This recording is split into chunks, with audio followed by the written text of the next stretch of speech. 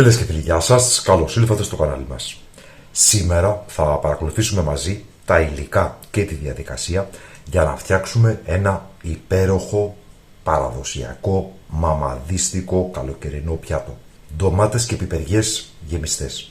Πάμε λοιπόν να παρακολουθήσουμε μαζί τα υλικά και τη διαδικασία για την εκτέλεση της συνταγής μας. Εδώ έχουμε λοιπόν τα λαχανικά μας. Εγώ για σήμερα έχω επιλέξει ντομάτες, πιπεριές και κολοκυθάκια. Μπορείτε να γεμίσετε και μελιτζάνες. Πρώτα απ' όλα θα πρέπει να πλύνουμε πολύ καλά τα λαχανικά και στη συνέχεια θα ανοίξουμε εδώ τις ντομάτες και με τη βοήθεια ενός κουταλιού ή με κάποιο ειδικό εργαλείο θα αδειάσουμε τη σάρκα της ντομάτας μέσα σε ένα μπλέντερ ή μέσα σε ένα σκεύος, τέλος πάντων, για να χρησιμοποιήσουμε το ράβδο blender να πολυτοποιήσουμε.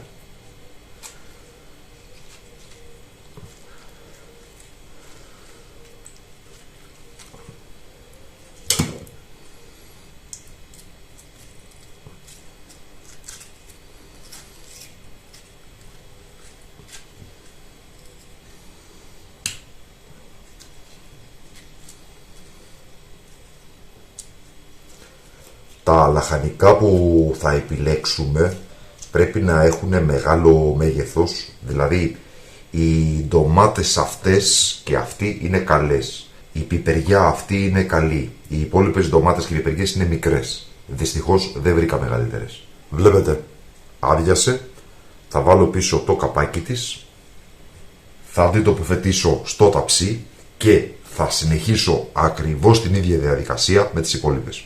Οι ντομάτες είναι έτοιμες, η σάρκα της ντομάτας είναι εδώ και με το ραβδομπλέντερ θα πολυτοποιήσω την σάρκα της ντομάτας. Μπορείτε βέβαια και σε ένα απλό μπλέντερ λίγο το περιεχόμενο και να πολυτοποιείτε. Και ο χυμός της ντομάτας είναι έτοιμος. Σειρά τώρα έχουν οι πιπεριές μας, τις οποίες θα κόψουμε εδώ λίγο το κοτσανάκι για να μπορούν να σταθούν. Τις ανοίγουμε και με το δάχτυλο αδειάζουμε τα σποράκια. Στις μοναστηριακές συνταγές τα σποράκια ψιλοκόβονται και μπαίνουν μέσα στη γέμιση, να το γνωρίζετε. Η πιπεριά είναι έτοιμη και θα συνεχίσω κατά τον ίδιο τρόπο με τις υπόλοιπες. Και τώρα σειρά έχουν τα κολοκύθια. Αφαιρούμε αυτό εδώ το άκρο που είναι σκληρό, γυρίζουμε από την χοντρή πλευρά, αφαιρούμε ένα καπάκι και με τη βοήθεια ενός μικρού κουταλιού ή ενός ειδικού εργαλείου θα αρχίσουμε σιγά σιγά να αφαιρούμε το εσωτερικό του κολοκυθιού. Βλέπετε, εδώ, απλές κυκλικές κινήσεις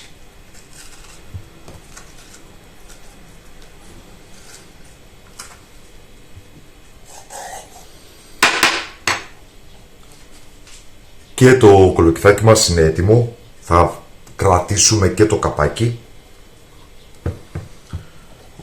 και θα συνεχίσουμε κατά τον ίδιο τρόπο και με το δεύτερο. Το εσωτερικό του κολοκυθιού μπορείτε να το χρησιμοποιήσετε σε μια ομελέτα, σε μια κολοκυθόπιτα ή να το προσθέσετε ψιλοκομμένο στη γέμιση. Και ξεκινάμε με την προπαρασκευή της γέμισης. Επειδή σε όλες τις συνταγές σας λένε να βάλετε 1 κιλό κιμά, μισό κιλό κιμά, κανένας όμως ποτέ δεν σας ρώτησε πόσα γεμιστά θέλετε να φτιάξετε. Εγώ λοιπόν θα σας δώσω εδώ ένα κολπάκι ότι για κάθε ένα γεμιστό θα χρειαστείτε μία κουταλιά της σούπας κιμά. Άρα λοιπόν εγώ θέλω να φτιάξω 14 γεμιστά. Θα χρειαστώ λοιπόν 14 κουταλιές κιμά.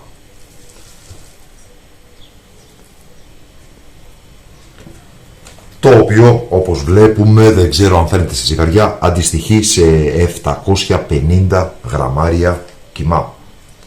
Ομοίως θα χρειαστούμε 14 κουταλιές της σούπας ρύζι.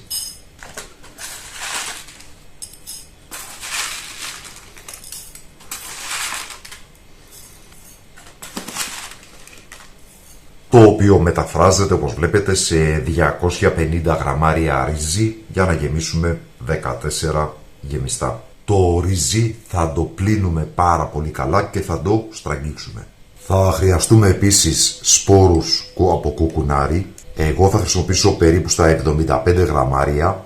Υπολογίστε στο μισό κιλό κιμά 50 γραμμάρια, στο 1 κιλό κιμά 100 γραμμάρια. Ομοίως θα χρειαστούμε σταφίδες, ξανθές ή μαύρες. Κατά την ταπεινή μου άποψη οι μαύρες είναι καλύτερες και θα χρειαστούμε περίπου στα 75 γραμμάρια σταφίδα, δηλαδή όσο και το κουκουνάρι. Σε μισό κιλό κιμά 50 γραμμάρια σταφίδα, σε 1 κιλό κιμά 100 γραμμάρια σταφίδα. Στα 750 λοιπόν 75 περίπου γραμμάρια. Θα χρειαστούμε και περίπου μισό ματσάκι μαϊντανό, το οποίο έχουμε πλύνει και θα το ψιλοκόψουμε. Έτοιμος και ο μαϊντανός μας. Σε μεγάλο αντικολλητικό τηγάνι λοιπόν ή σε κατσαρόλα θα βάλουμε τον κιμά. Θα προσθέσουμε αλάτι. Εγώ έβαλα ένα κουταλάκι του γλυκού. Εσείς θα βάλετε όσο σας αρέσει και όσο πρέπει να φάτε. Πιπέρι.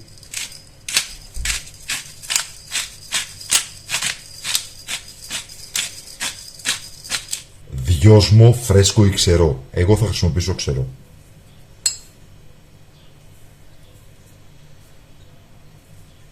Δύο κουταλάκια του γλυκού, αποξηραμένο, περίπου στα 50 γραμμάρια φρέσκο. Προαιρετικά λίγη πάπρικα καπνιστή, πολύ λίγη, δεν περιλαμβάνεται στην παραδοσιακή συνταγή. Ελάχιστο μοσχοκαρίδο. Ανάβουμε λοιπόν την εστία, περίπου στα 50 γραμμάρια ελαιόλαδο.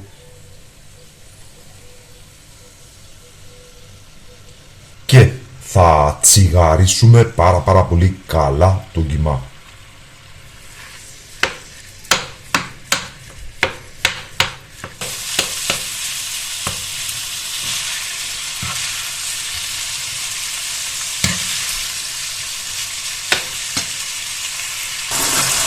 Θα τσιγαρίσουμε τον κιμά πάρα πολύ καλά πριν προσθέσουμε το κρεμμύδι. Επιμένω στο καλό τσιγάρισμα του κιμά, γιατί με το σοτάρισμα αυτό αναπτύσσονται οι περίφημες αντιδράσεις Maillard και έτσι ο κιμάς νοστιμίζει και αυτό θα έχει σαν αποτέλεσμα φυσικά και μια νόστιμη γέμιση. Στο σημείο αυτό θα προσθέσω το κρεμμύδι που ψιλοκόψαμε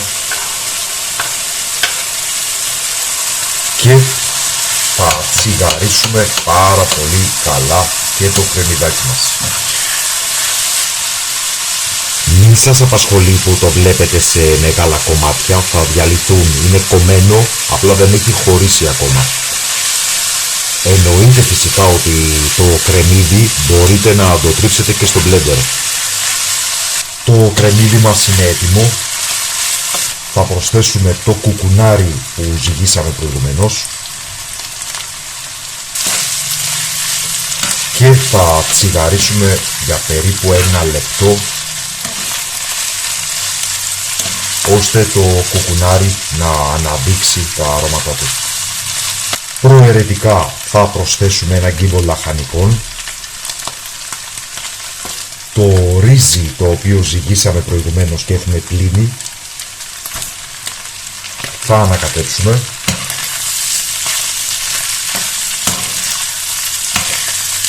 Θα προσθέσουμε το 1 τρίτο από τον χυμό της ντομάτας που κρατήσαμε.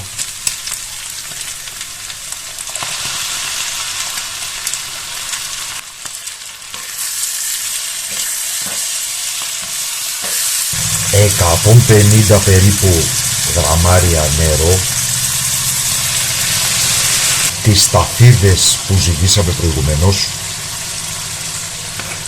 και θα ανακατέψουμε πάρα πολύ καλά, ενώ ταυτόχρονα σβήνουμε την εστία.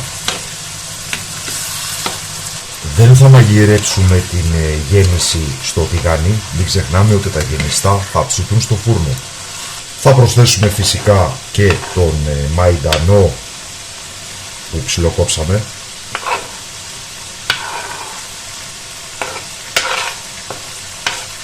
Ανακατεύουμε. Αν στο στάδιο αυτό καταλάβετε ότι χρειάζεται περισσότερο νερό, θα το προσθέσετε. Η γέμιση θέλουμε να είναι ζουμερή και όχι στενή. Ανακατεύουμε λοιπόν πάρα πολύ καλά για να αναμειχθούν ομοιόμορφα όλα τα υλικά και θα περιμένουμε να καταλαγιάσει ο βρασμός, να πέσει δηλαδή λίγο η θερμοκρασία, ώστε να μπορούμε να γεμίσουμε τα λαχανικά μας χωρίς να καούμε. Μεγάλη προσοχή σε αυτό το βήμα.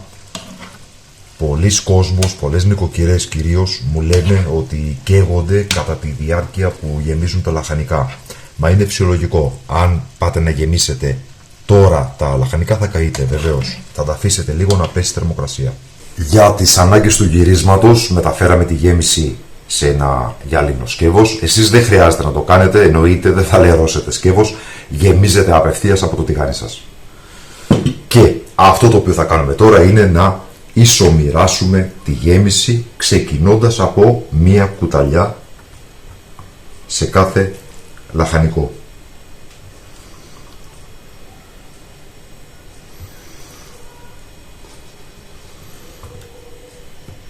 Αφού ολοκληρώσουμε με όλα, θα προσθέσουμε δεύτερη κουταλιά, τρίτη κουταλιά αν μείνει και ούτω καθεξής. Εννοείται στα πιο μεγάλα θα βάλουμε περισσότερη γέμιση. Έχουμε γεμίσει τα λαχανικά μας και αυτό το οποίο θα κάνουμε τώρα είναι να πάρουμε τα λαχανικά ένα-ένα και να τα γυρίσουμε από την ανάποδη. Το άνοιγμα του λαχανικού πρέπει να είναι από την κάτω πλευρά, ώστε να μπορεί το ρύζι να απορροφήσει υγρασία και να ψηθεί. Τα γυρίζουμε λοιπόν όλα από την ανάποδη και στο κέντρο του ταψιού, εδώ, θα βάλουμε την γέμιση που τυχόν έχει περισσέψει και που ήταν αναμενόμενο να περισσέψει, γιατί όπως σας είπα η δοσολογία είναι για λαχανικά μεγάλου μεγέθους. Δηλαδή αυτό το κολοκύθι, αυτή περίπου την πιπεριά και αυτή περίπου την ντομάτα. Αυτά εδώ όπως βλέπετε είναι πολύ μικρά, οπότε πήραν πολύ λιγότερη γέμιση. Και τώρα θα βάλουμε μία-δύο πατατούλες, τις οποίες θα κόψουμε και θα σφινώσουμε ανάμεσα στα λαχανικά για να τα ακινητοποιήσουμε. Οι πατάτες είναι πάρα πολύ νόστιμες σε αυτό το φαγητό. Πατατούλες βάλτε όσες χωράνε στο ταψί. Αν χωράνε παραπάνω βάλτε παραπάνω. Γίνονται πάρα πολύ νόστιμες. Το επόμενο στάδιο είναι να μοιράσουμε τον υπόλοιπο χυμό ντομάτας ομοιόμορφα μέσα στο ταψί. Εμένα μου αρέσει αυτή η τεχνική, να περιλούζω κάθε λαχανικό.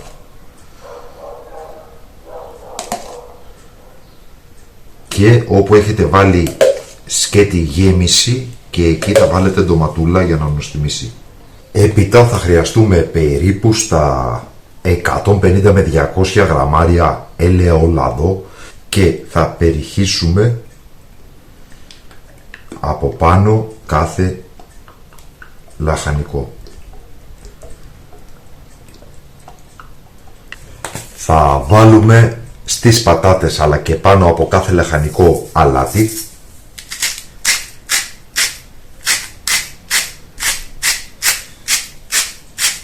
Πιπεράκι.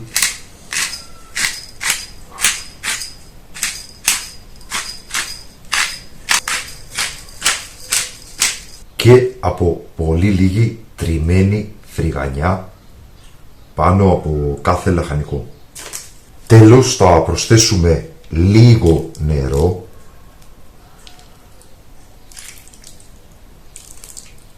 περίπου στα 100 μιλιλίτρα, περίπου στα 100 γραμμάρια. Αν ο χυμός της ντομάτας ήταν αρκετός, δεν θα προσθέσετε νερό. Αλλιώς θα προσθέσετε περίπου στο ένα κρασοπότηρο δηλαδή, και κατά τη διάρκεια του ψησίματος θα ελέγξετε αν απαιτείτε να προσθέσετε νερό. Θα ψήσουμε τα γεμιστά σε κλασικό φούρνο, αντίσταση πάνω κάτω, στους 200 βαθμούς Κελσίου για 1 ώρα και 15 λεπτά μέχρι 1,5 ώρα. Θα τα πούμε λοιπόν όταν το φαγητό μας είναι έτοιμο. Το φαγητό μας είναι έτοιμο, οπότε μπορούμε να σερβίρουμε από μία ντοματούλα και μία πιπεριά.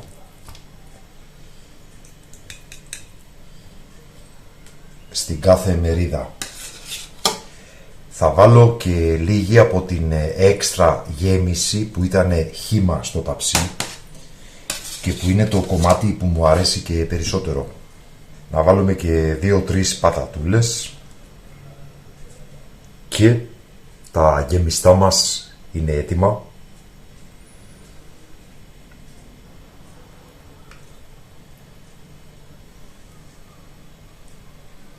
Και τώρα είμαστε πραγματικά έτοιμοι να απολαύσουμε. Αυτή λοιπόν ήταν η συνταγή μας, ελπίζουμε να σας άρεσε. Με την ευκαιρία θα θέλαμε να σας ευχαριστήσουμε που υποστηρίζετε το κανάλι με την εγγραφή σας, πατώντας το καμπανάκι για να λαμβάνετε τις ειδοποιήσεις, πατώντας like, αφήνοντας μας κάποιο σχόλιο με τις εντυπώσεις σας και φυσικά κοινοποιώντας το σύνδεσμο του βίντεο στα μέσα κοινωνικής δικτύωσης.